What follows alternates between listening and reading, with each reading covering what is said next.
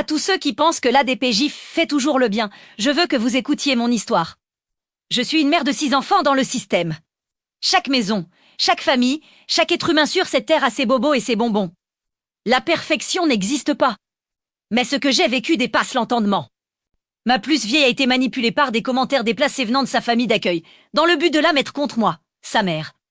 Une autre de mes filles veut me voir, mais on lui met continuellement des idées négatives dans la tête, au point de brouiller son lien avec moi.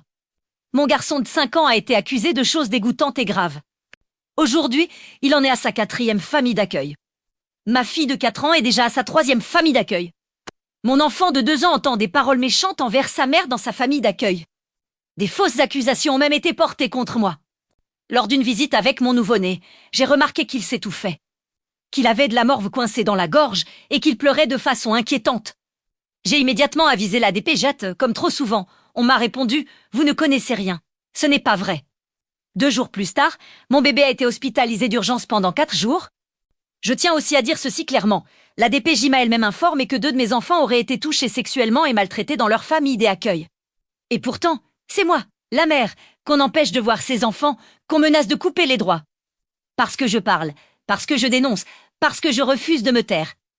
Je précise si, je ne parle pas contre la DPJ devant mes enfants. Je parle aux adultes, aux institutions, à la société.